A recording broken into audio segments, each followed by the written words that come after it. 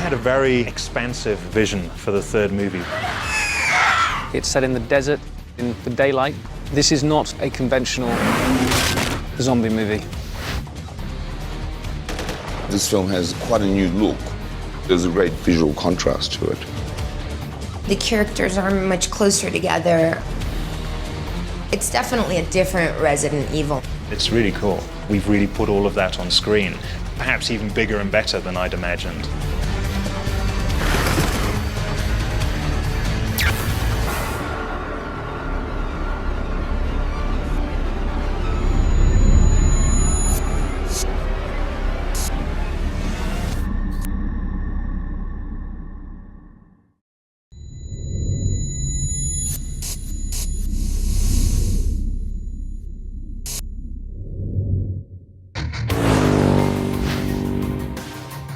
The third movie is set pretty much after the end of the world. The world has been wiped out by the T-virus. When we made the first Resident Evil movie, no one had made a zombie film for like 15 years. When I was growing up and I was a kid, the Lucio Fulci movies and the Romero movies, I mean, there was a new one coming out every couple of weeks, and kids loved zombie movies. Then no one made one for 15 years, and then with Resident Evil, we really made the first one again. Now there's a lot of undead movies around, so it really puts the pressure on for us to be original and kind of like continue to push the envelope. On the first one, we very much wanted to capture the gaming experience. So it was a very claustrophobic, very paranoid movie in very confined spaces. When we did number two, we said, what is the exact opposite of number one? Would be to be out in the open, be in a contemporary city, have a lot of action rather than the confined spaces. For number three, we really felt that we have to go to the next level. We have to go to the next step, which is what happens when this is all over. Raccoon City was just the beginning. Slowly but surely, the earth began to wither and die. I felt that the genre of zombie movies had moved on from when we made the first Resident Evil film. Now we're in a position where there have been a lot of undead movies, and most of them take place in cities. People have become familiar with that. So I felt it was necessary to kind of broaden out the look and the feel of the movie.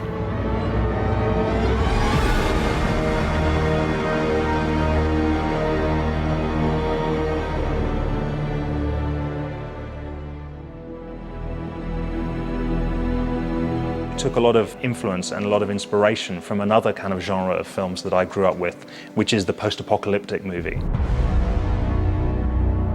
Of course, the Mad Max and the Road Warrior being the key to those films and the best of them. Really, the idea of kind of fusing Resident Evil with a kind of Road Warrior feel came from watching the Road Warrior again with Mila's brother, Marco, who was 14 at the time, 13 or 14 when we watched the movie. And he had never seen it. And it was like amazing to me. I thought, wow, there's a whole audience of younger kids who've never seen the Road Warrior. And they don't know how cool seeing armored trucks blast through these desert landscapes can be. So we thought, well, let's give that look another go, but let's kind of update it. When we set out to find the director for Resident Evil 3, we said we want a real director. We don't want some video kid who's just done, one short or who's done a bunch of commercials. We want a real filmmaker. All three of us, Paul, Jeremy and I, we were always big fans of Russell's work. Russell really invented a very cinematic, very different cinematic visual style. A lot of moving camera, a lot of crane work, lots of very fast cutting.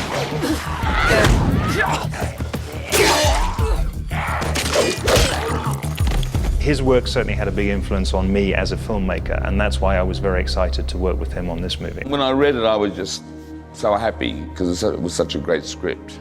I'd seen the other two, one and two, and liked them very much. So I was very excited about it. When we had the first meeting with Russell, he literally came in with a book that size, and he had storyboarded the entire movie. And it was a 2.5 or 3 hour meeting where he took us shot by shot, scene by scene through the movie, how he would do it.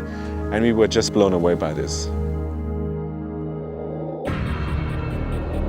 Russell brought a lot of his own vision to this. There was a point in the pre-production process where we got scared of shooting in the daylight because it's easier to be frightening in the dark. And he said, They wanted to do something different, and making a horror movie in the daylight hours was what would make it very different. There were a few people that were not convinced that horror or suspense or whatever can happen in broad daylight. Everyone expected this movie to be filmed at night, so when Russell kind of, said, oh no, let's film it during the day, it was definitely did a double take.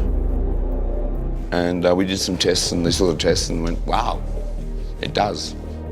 I said, yeah, sunlight's like moonlight, it's like, it's whatever. It looks unbelievable because he's really captured this very spooky, creepy quality about the daytime. It was very new to make a terror movie with daylight. That's a huge opportunity for design, because you can play with the textures, you can play with the characters and with the colors. It's something that usually you don't see in a zombie film. It contrasts to the first two films, very bright, dry, arid landscapes. And then you've got that contrasted with the high-tech interior of the Umbrella Corporation. So visually, I think it's really interesting. It really is about trying to find horror and suspense within daylight and within shadows. And that they were just trying to do a really fresh take on this genre. And I think they have.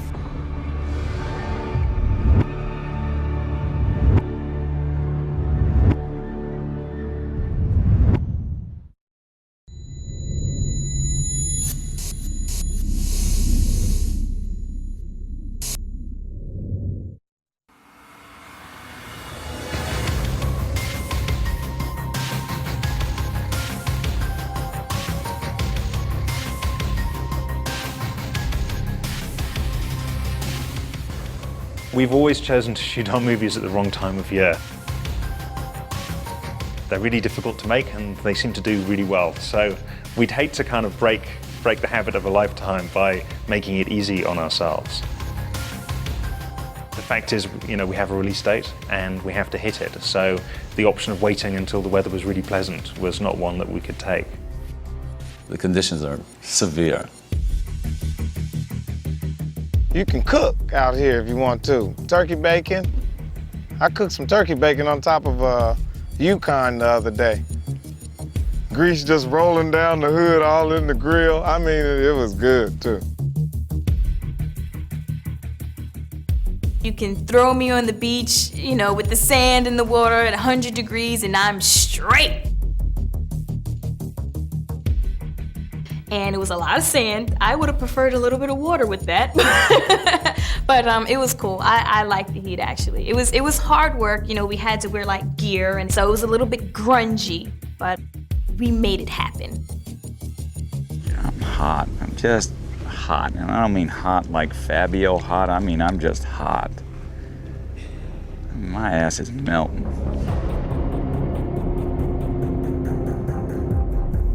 The characters are living on the edge. It's a really difficult life for them.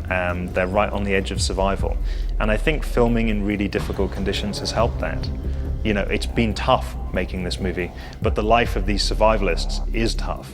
And I think that realism has kind of got its way into the celluloid.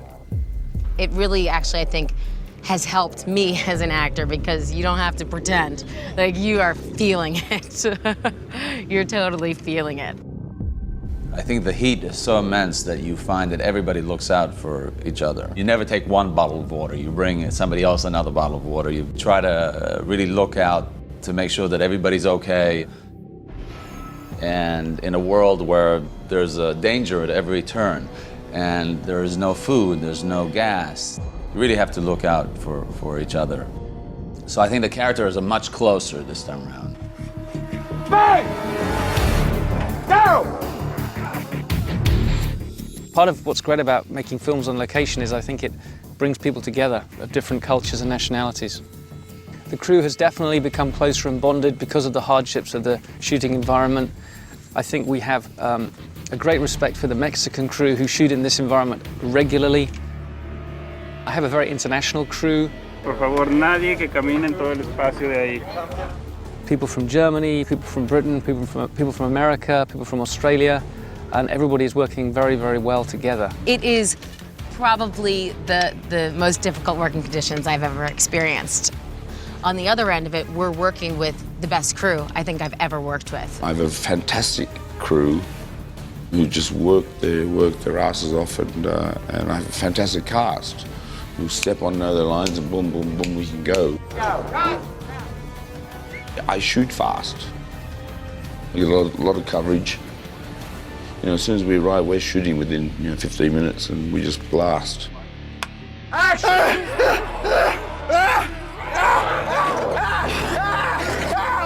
Russell's a great director.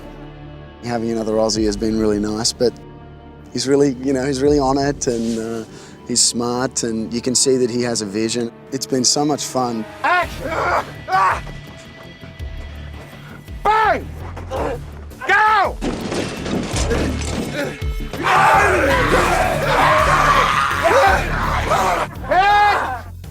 Russell's got a lot of energy and he's got a very cool eye, and that's one of the things I really like about Russell. He sees great ways to shoot stuff.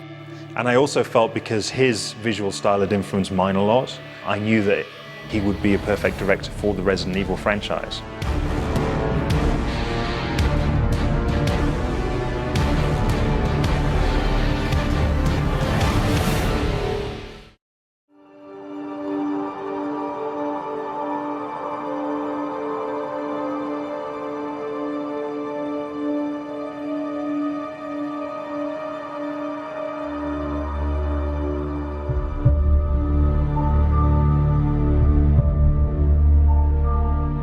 Working in Mexicali, we had a great location.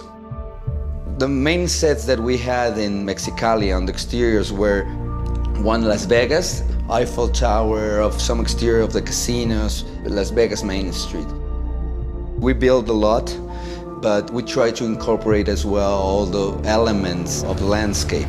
It's just bigger than life. You just don't expect to see these kind of things every day, and you don't. But to see something like Las Vegas, like half burned and destroyed and covered with sand, is pretty unbelievable. Working there was extremely hard. The sun and the temperature was amazing. It was like 135 degrees, and these guys were working on Las Vegas, half buried in the sand, and it's just epic. It's amazing what people can do, and the fact that they're just gonna tear it down after the movie, it's just like, wow, it's so sad. Okay. Radio's down. Stand by to shoot. I had a brief period of filming Mexicali, but beyond that, Isaacs is very stuck inside the umbrella science labs.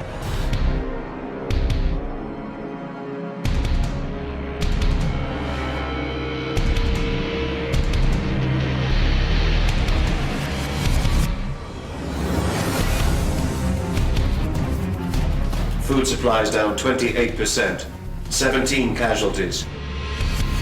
We're shooting at Churubusco Studios in Mexico City, which are huge. I mean, they're huge sound stages. It's where Total Recall was shot. And they're some of the biggest sound stages I've ever seen in the world. So I'm really pleased that we're shooting here because it's allowed us to build these very big, very elaborate sets. They've done a fantastic job. I don't know how they do it. I mean, it's all really, really high-tech metal look to it. And it's all made of wood. One of the main sets in the interior on the complex was the laboratory. I tried mixing the laboratory of the first one and the second one and adding some of my own design, my own world.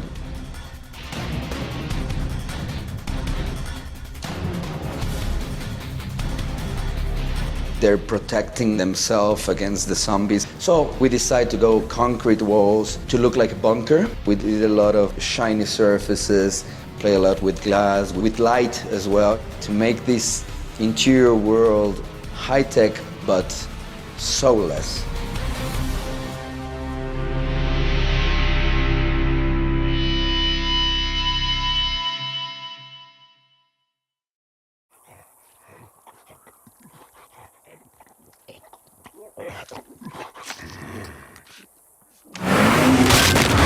We had a lot of fun making the cars, the vehicles. Thinking about, oh, we're in a convoy, so what we need.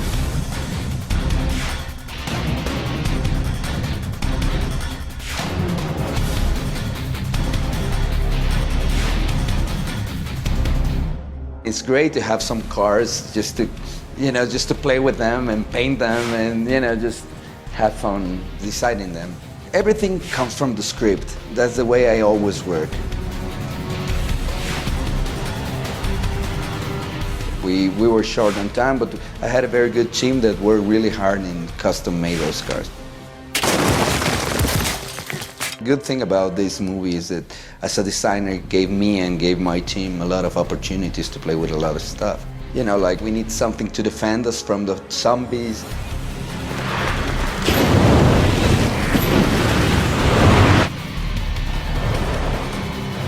We're using a real flamethrower that shoots these incredible jets of flame. It's pretty amazing to look at.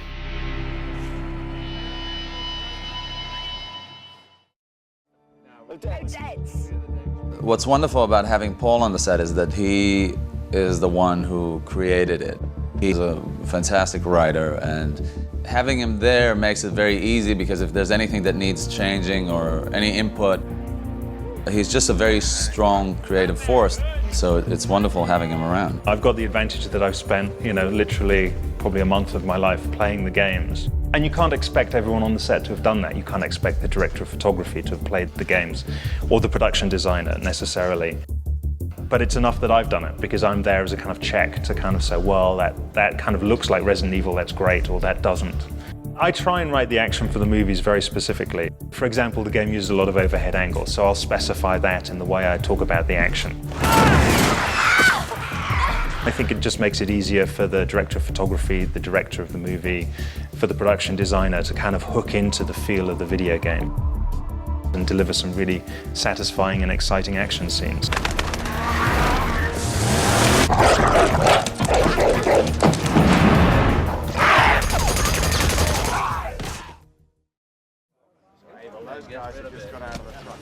I love doing all kinds of fighting and so on with the stuntmen because usually it's very well choreographed.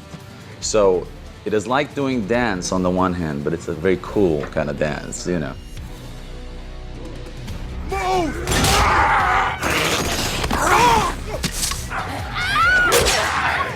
For this movie in particular, I have to use these really cool knives called kukris, which are real weapons used by the Nepalese Gurkhas. They only used one, where I used two. It's very, very vicious kind of, it's very vicious kind of fighting. Rick Forsyth, who is awesome, who's our stunt coordinator, has been really incredible to work with. She was superb in the fact that she just picked it up in a heartbeat. He's been doing some really great wire work with me and a lot of stuff with these super undead who we call suds, and he's been working a lot with them. For me at this point, there's definitely lots of things that I have to train for, like kicks and things like that, but it wasn't as difficult in this movie as it is on some of them because I've already kind of had so much experience with this that it was much easier than I expected to pick up all the fight sequences. I've never really done a picture with a female lead action star, and with what I could see what she was doing and what I've seen from her other pictures, I was kind of looking forward to the opportunity of it, and I was not disappointed.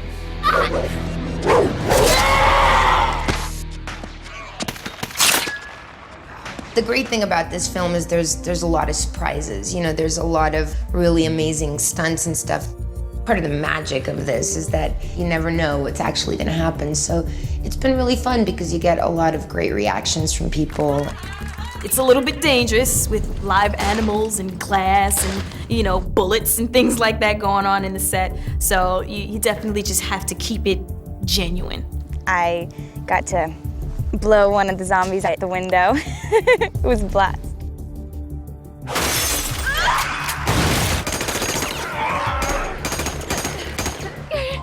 Climbing the Eiffel Tower on a hot day, it's great for about the first 30 times, and after that,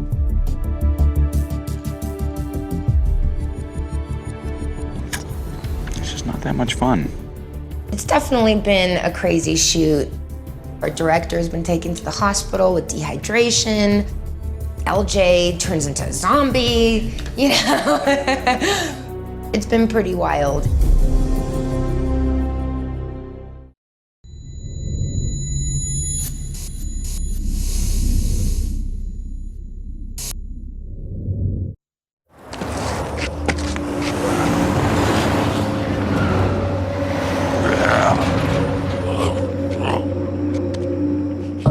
We have two kinds of zombies in this movie, and one are what we call the desert undead, and the other are the super undead. This represents our original desert undead look. This is several years after the last film, and the world is overrun by T-virus zombies in varying stages of decrepitude. We were given the direction to go beef jerky. We went very dark in the color, pretty rotten and pretty far gone and horrific.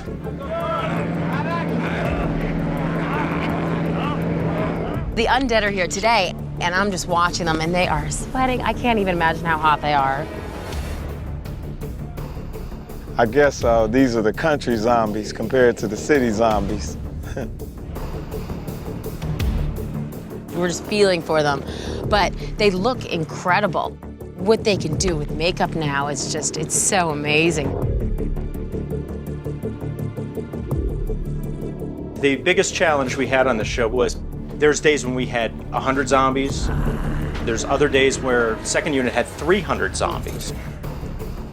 And the challenge of putting together 300 zombies in 145-degree desert heat is astounding. To put makeup on people and get their teeth fitted and putting these appliances on people, that's a 2.5 to 3 hour process to make them look as good as our hero zombies.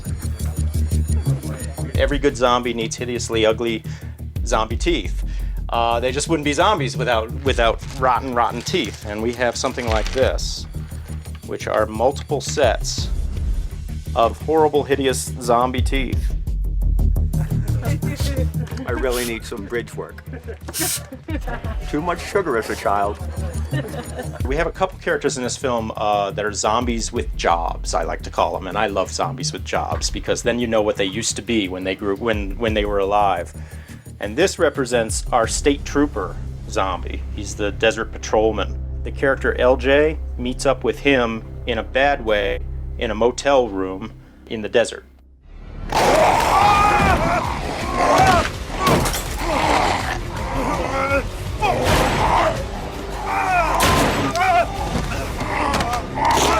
We like this idea of a zombie who you could still relate to as what he used to be. You know, I mean, if I had my way, we'd have Elvis impersonator zombies, and we'd have, I mean, the thing takes place in Vegas. Why don't we have a showgirl zombie with feathers and something? We didn't go that far. The super undead are actually made from the desert undead. They've been experimented on. When we were doing the first two movies, the Resident Evil games presented, one particular kind of zombie. They were the traditional, slow-moving undead, and we wanted to stay true to the games. But even now, with Resident Evil 4, the game has kind of progressed and broadened out, and we thought we should change as well. So we've introduced the super undead.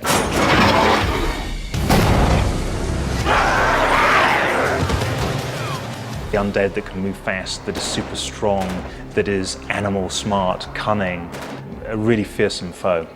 These guys are scary. They're very scary. They're very fast.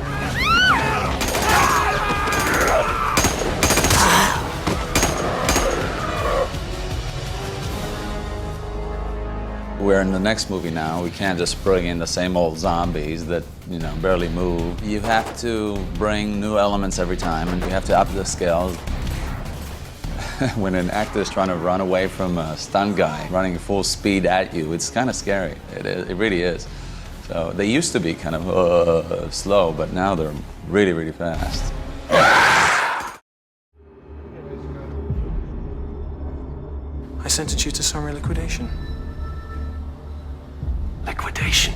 Oh, just die. We've included the Tyrant, which is a big favourite of a lot of fans of the game. It's certainly one of my favourite creatures from the game. It's a departure for me just looks very real, I think, and disturbing and rather horrible. And you can see Dr. Isaac's beneath this mutation. You can't kill me. And they're so clever at it. They completely transform me within the course of an hour.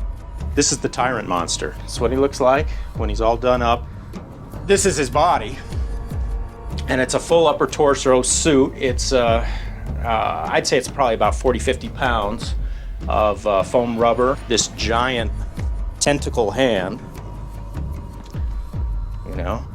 And they use brilliant prosthetics. They have different pieces which they put on, but they still keep a section of my face visible. The first time I tried the prosthetics properly on screen was yesterday. It was really strenuous. I suppose, like anything, it'll get easier the more you do it, you know. The more you can push that. Can I get your autograph? I'm so hot.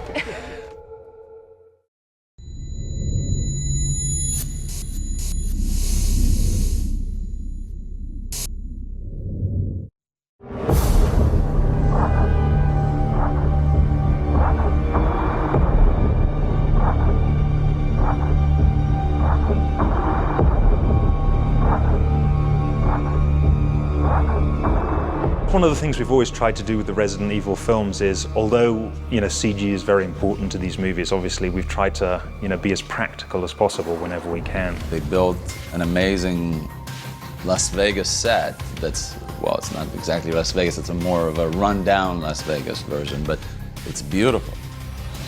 We're looking at an HO scale miniature of the Las Vegas Strip. Roll camera! Photograph the main strip model with this computer-controlled camera, and then add in the background, the sky, some trucks driving into our little set, and we've got this grand scale of the Las Vegas Strip covered in sand in a photoreal way.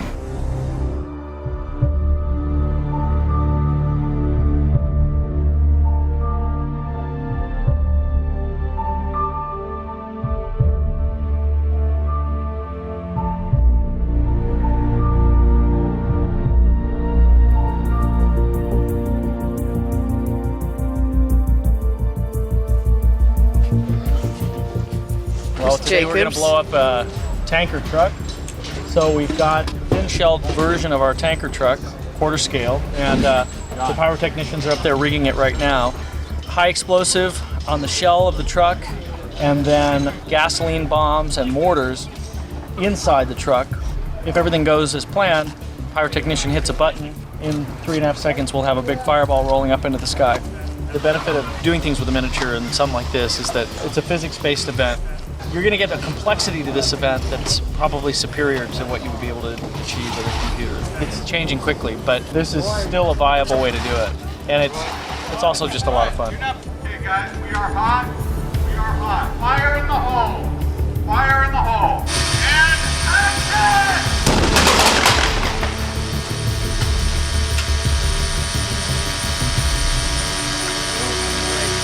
Cut!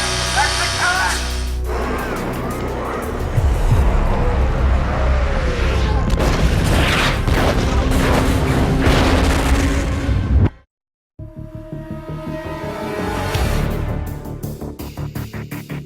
I've been very lucky in seeing the Resident Evil films come to fruition. In 6 years, we've made 3 movies as well, which, as anyone can tell you, in Hollywood is pretty fast, you know, to be able to make that many movies that quickly, because Hollywood's a kind of tricky place to develop material and get films made. So it's been great to make the movies and also see such a kind of broad vision come to the screen. You know, it's not like we've been making the same movie over and over again. If you're a fan of undead movies, to actually move from the tight claustrophobia of a chamber piece horror to the broad expanse of a movie set in a darkened city over one night, to the expanses of the desert, you know, these are pretty different landscapes. And different kind of emotional landscapes that the characters have moved through as well. And that's been really exciting.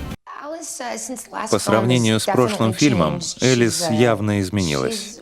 Теперь она одинока. Я хочу сказать, что она на самом деле не понимает, что происходит, не знает, что ей ожидать от своих новых способностей. Поэтому она держится от людей на расстоянии и ни на кого, кроме себя, не может рассчитывать. Она остается одна. Все думали, что сюжет фильма будет разворачиваться ночью. Поэтому, когда Рассел сказал, что действие разворачивается днем, все удивились. Это заявление вызвало неоднозначную реакцию. Однако фильм с таким сюжетом, снятый при свете дня, сцены перестрелок, пески пустыни, все это так необычно, что все сказали: «Да, это удивительно».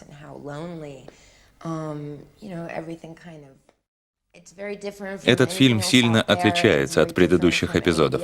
Он вообще отличается от всех других фильмов. Прекрасный сценарий, захватывающий сюжет. И знаете, этот фильм получился таким серьезным. Мы встречаем здесь прекрасных персонажей, которых не было в предыдущих эпизодах. Например, Клэр Рэдклифф и некоторые другие. Работа над этим фильмом так не похожа на то, чем мне приходилось заниматься каждый день. Это невероятно. Очень здорово.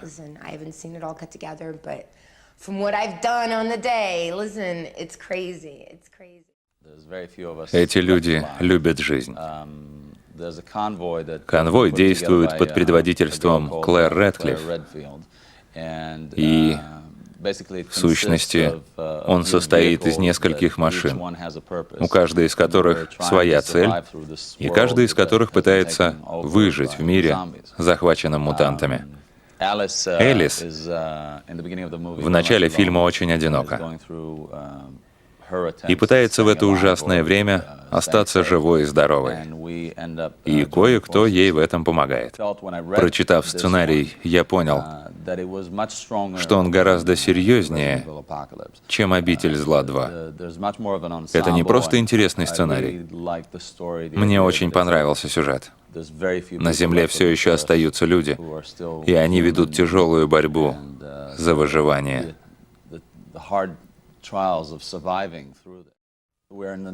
Поскольку эта часть следующая, в ней уже нет зомби, но появляются новые персонажи, очень интересные.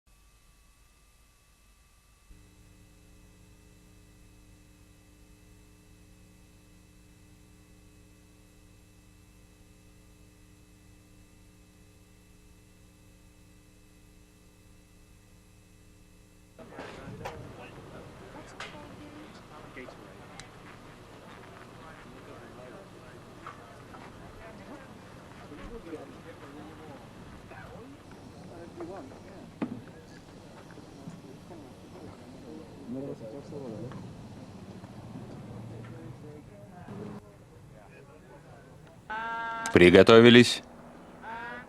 Мотор.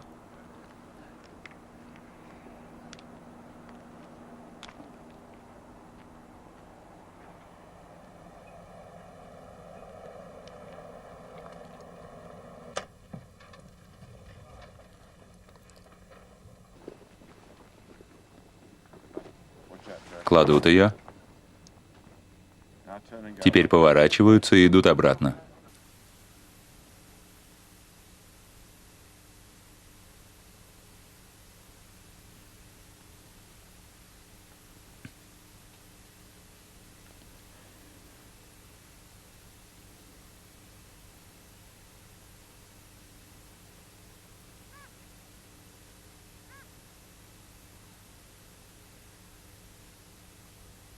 Школьный автобус.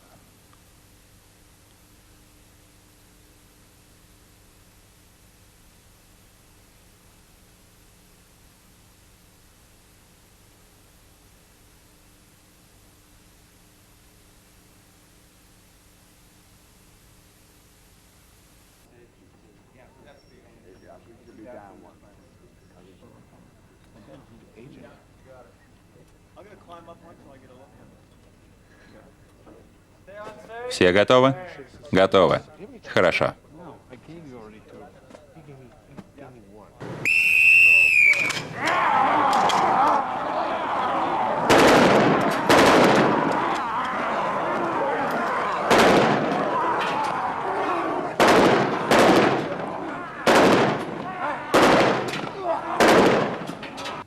Мотор. Отлично.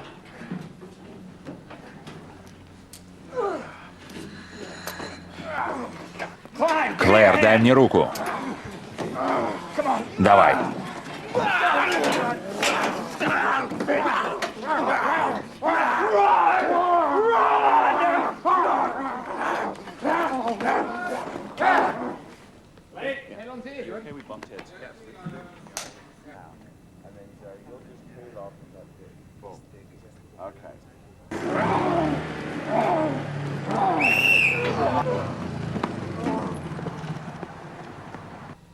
Работаем.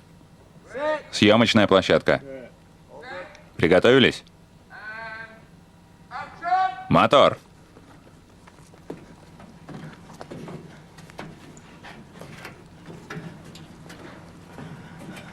Обернись.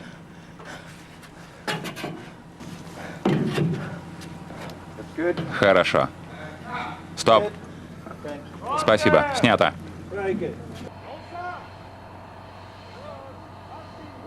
Залп. Огонь. Огонь.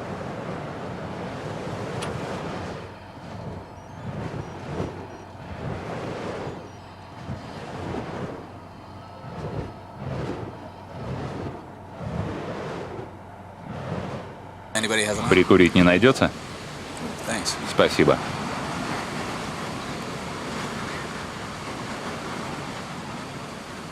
Прекрасно, спасибо. Хорошо.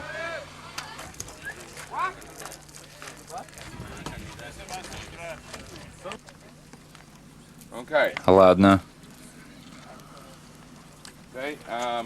Теперь давайте снимем очки. Хорошо. Спасибо. Чего вы хотите теперь? Именно это. Хорошо. Выглядит хорошо.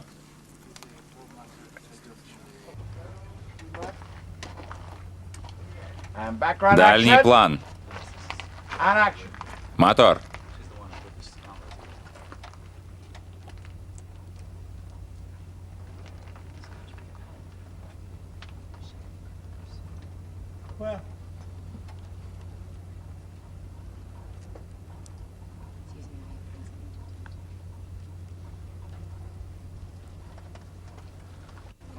Уже 6 месяцев.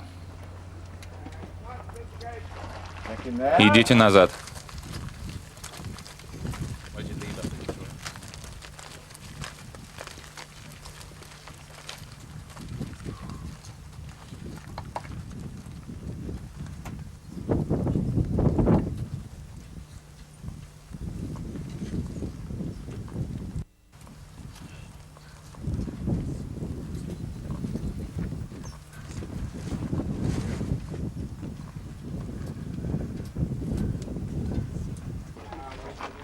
Давайте так. Я ухожу, а потом снова возвращаюсь.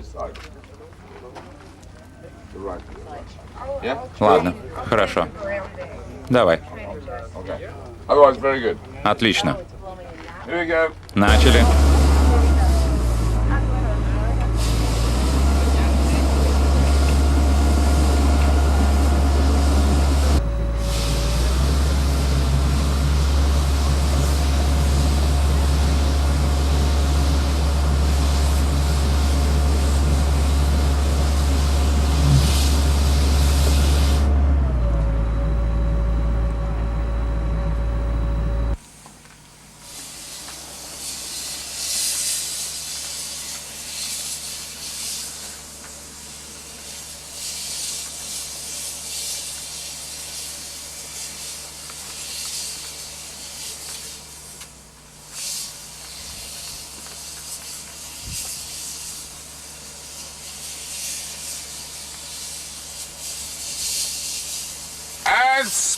И звук всплеска.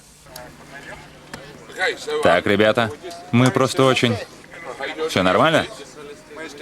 Что скажешь?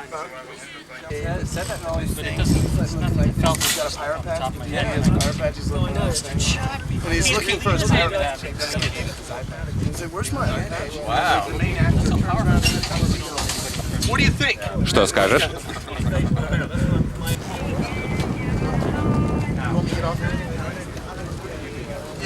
Да, я думаю, я беру это. Так, давайте начнем. Все занимают исходные позиции.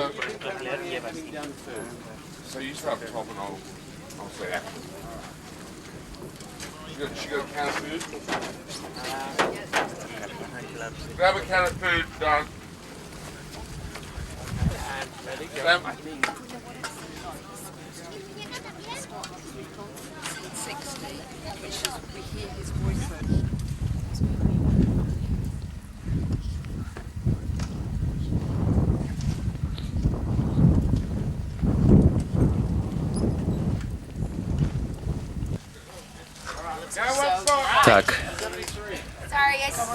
Годится?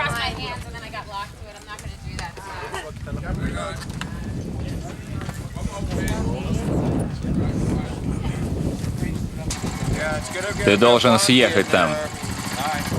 Хорошо.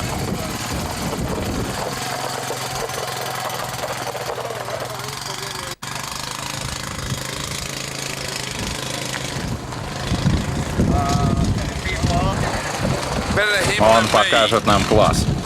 Прямо сейчас. Поднимет облако пыли.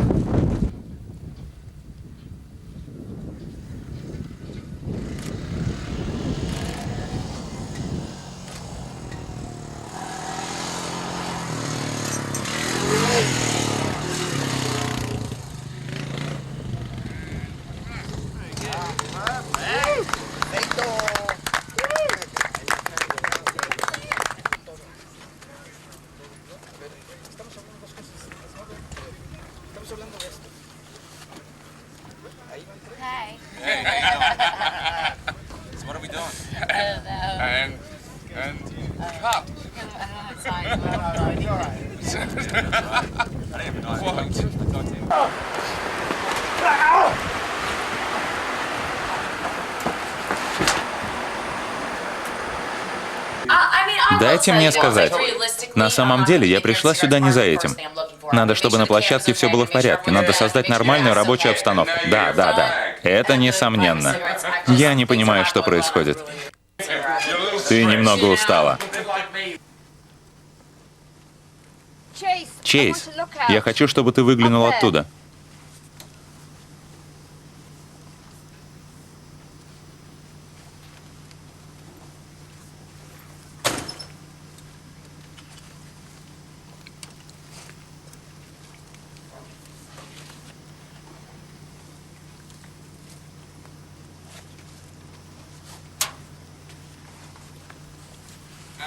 Приготовились? Начали.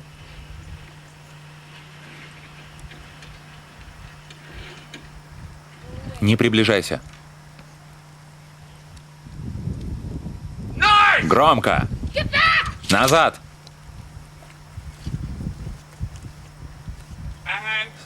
Стоп. Пошел.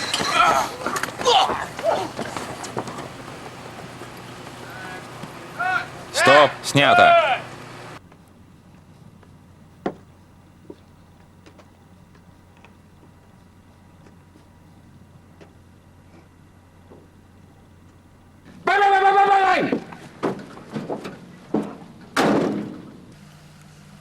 Стреляй.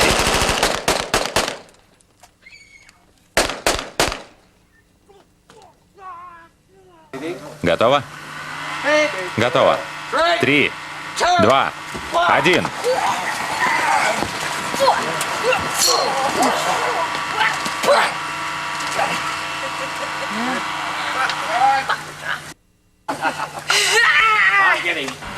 Раз, два, три.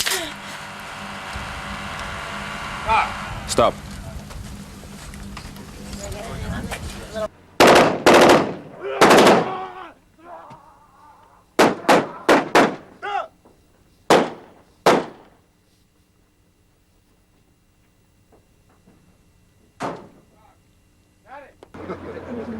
Да, я хочу этого, да.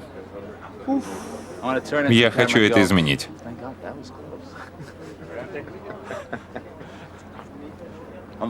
Теперь все нормально.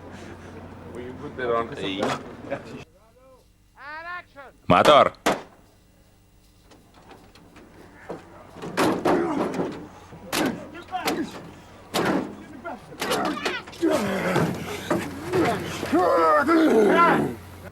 Стоп! Мотор!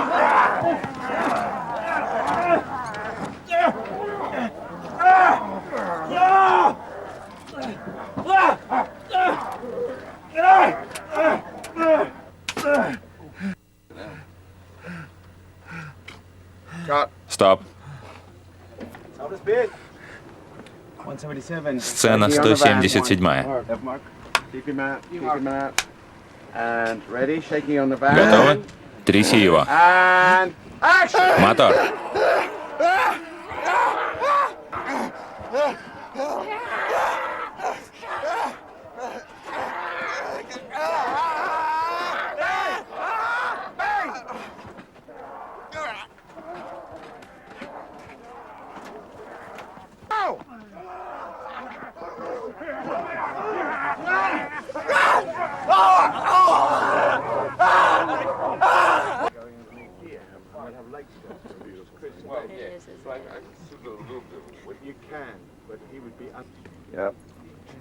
Она умерла? Да. Прекрасно. Ты должен занять такую позицию. Мотор!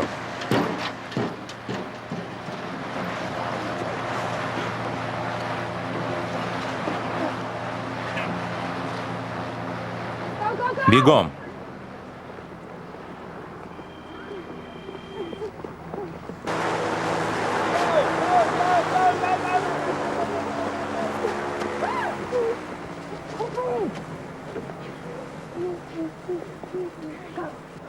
Мотор!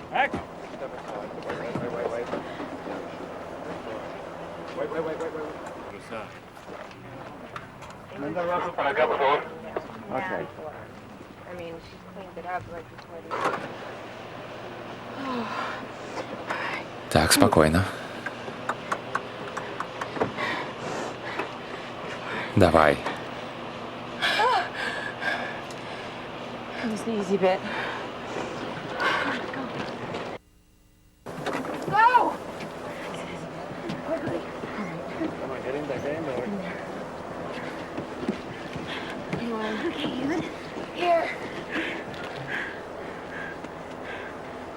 Ты не летишь? Позаботься об остальных.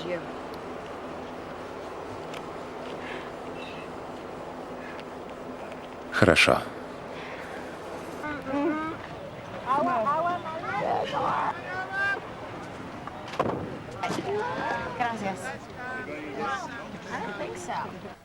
Мотор.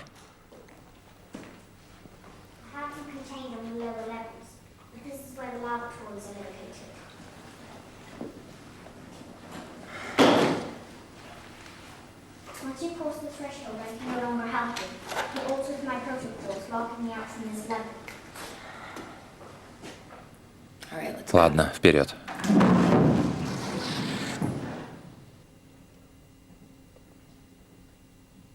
Пошел.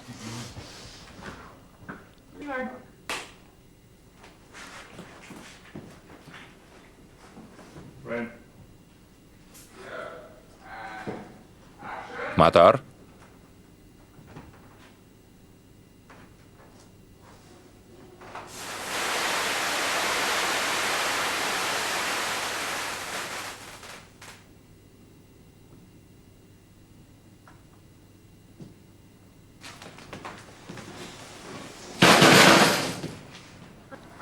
Мотор. Мне жаль. Я не хотела вас обмануть. Я не очень сообразительная. Знаю, ты такая. Мэй, твоя сестра.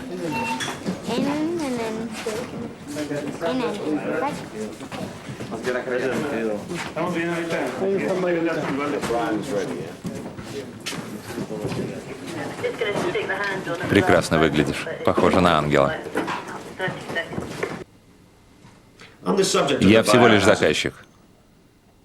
Что скажут ученые? Что ж, мы окончательно убедились, что им необходимо жизнеобеспечение. Им не хватает питания. Мои исследования показывают, что они могут активно использовать T-вирус.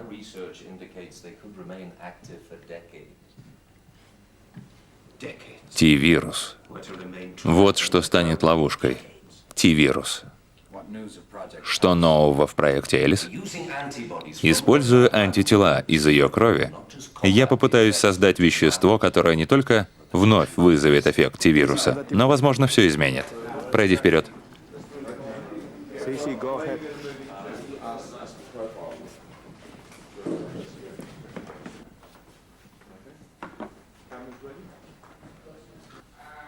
Приготовились? Мотор!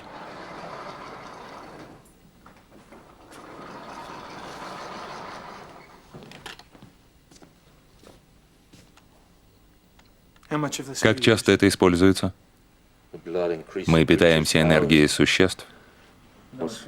Меня послали уничтожить тебя. Уничтожить? Нет. Просто умри.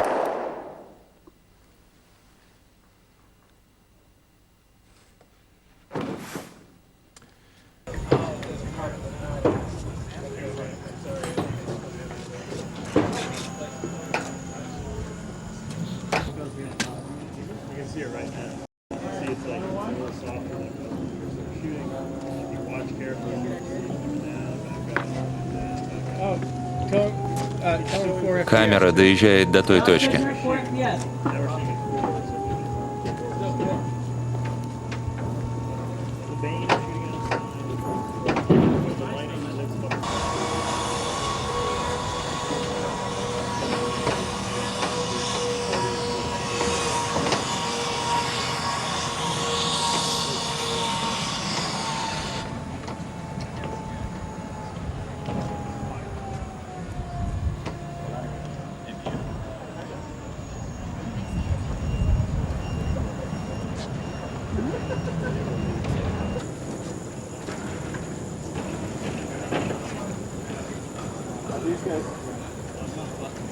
I gotta go, Juice. I'm coming. Hold on. We got one more option.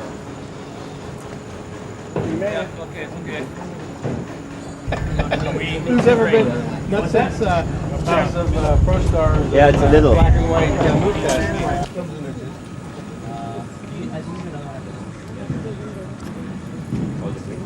think it was 2 or 130.